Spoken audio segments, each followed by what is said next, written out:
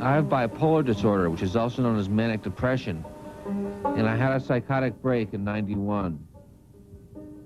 And this poem is about that psychotic break.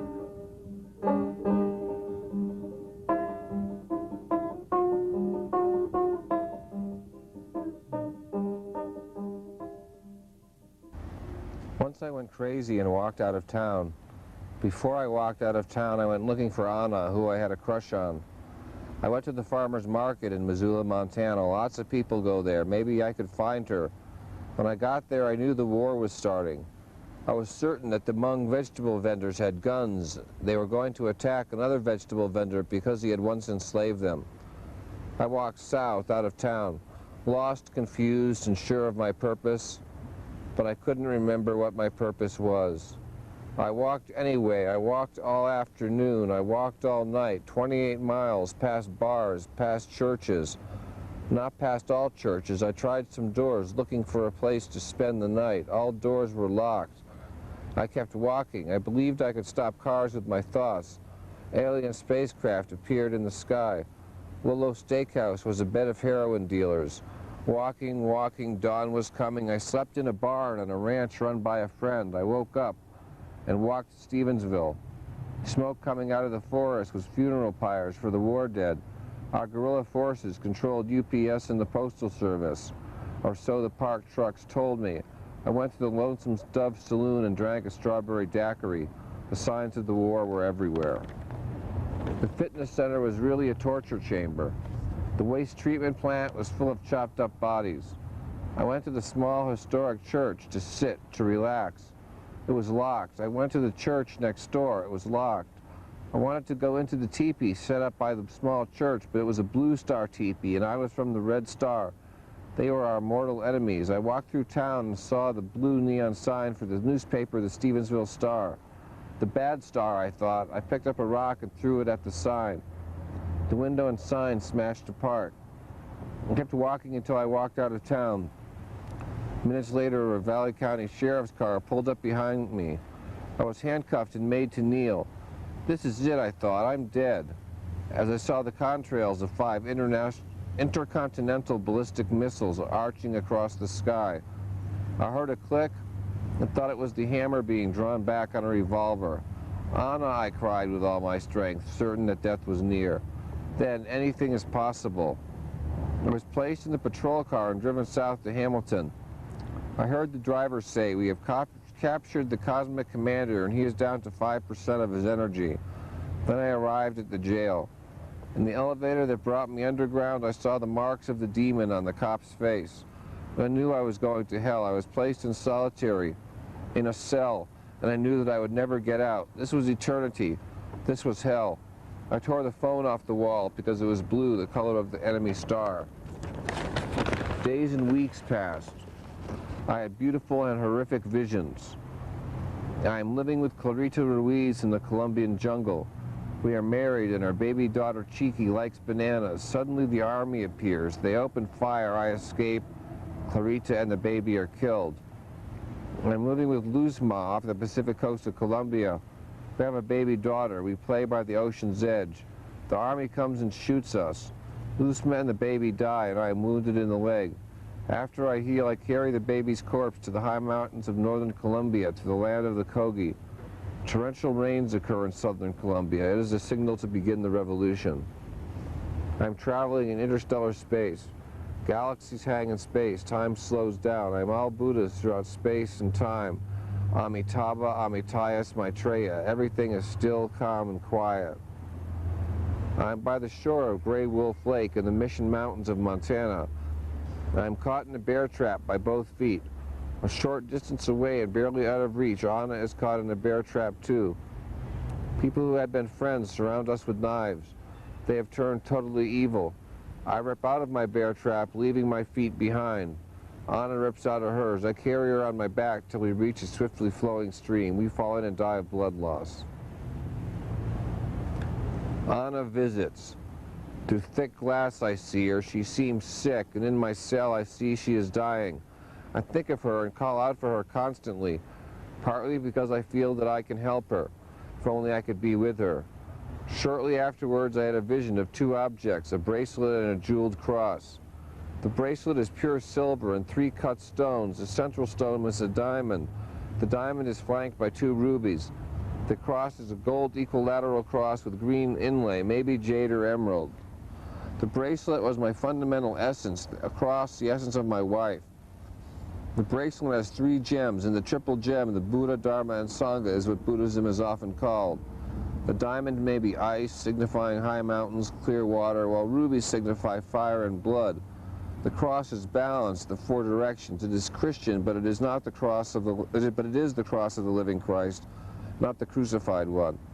The green and gold are commerce, the ripening of golden wheat, and greening of all vegetation. Mostly I think about the war. I was a political prisoner sentenced by a clandestine court. After 2 months of crazy isolation, I was transferred to the state hospital in Warm Springs. I would be there for another 2 months before giving medication for my mental illness. It was the wrong medication and I would go crazy again, but that's another story.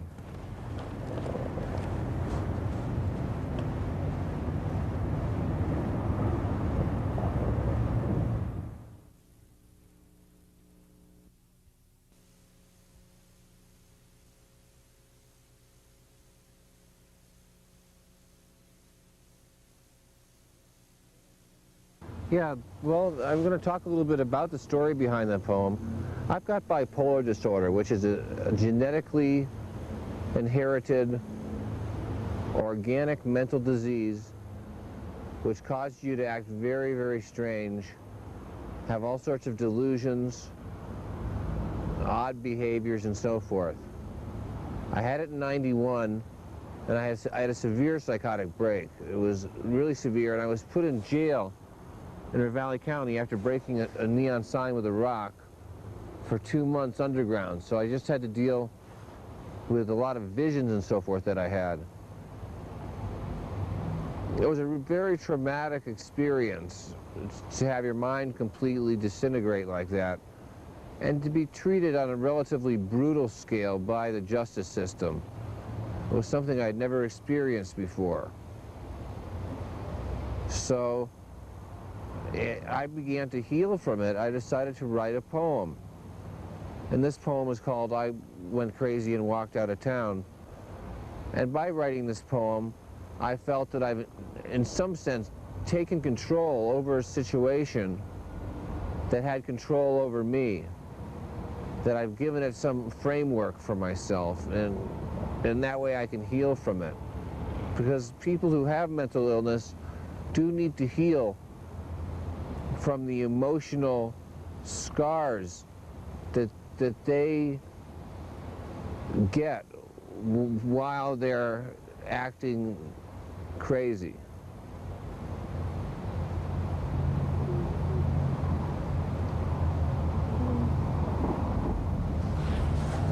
What were people's reactions towards you when you're going through this, like your friends? And... Well, it happened so fast that friends didn't really have a chance to respond.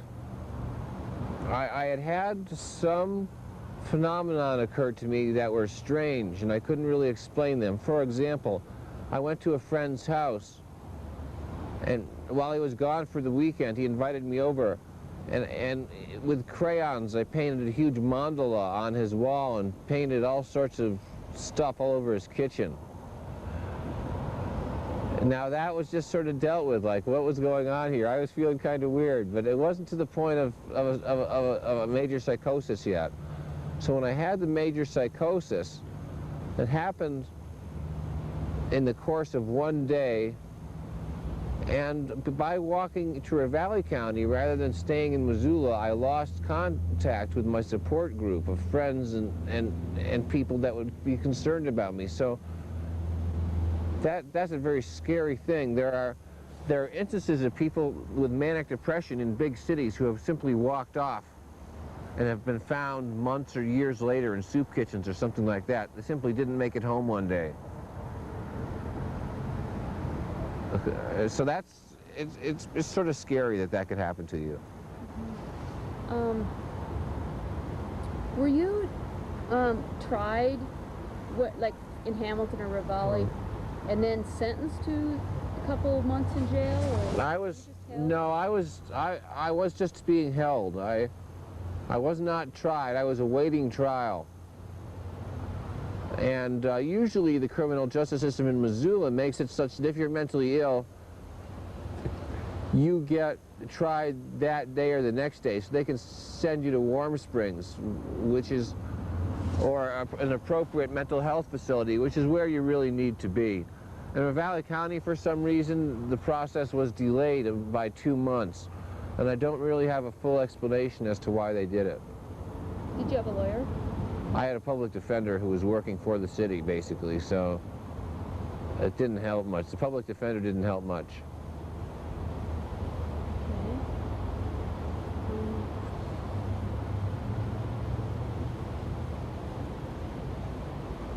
One thing I would do, if you or some friends think you're having some of these symptoms, it's important to get evaluated as soon as possible. Have an evaluation done by a competent psychiatrist.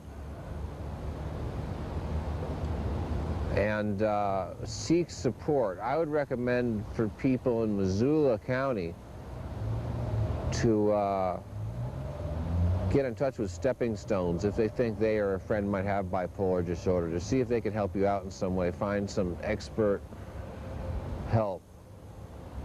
Because the drugs can cure it, but if you're unmedicated, you're could be risking something.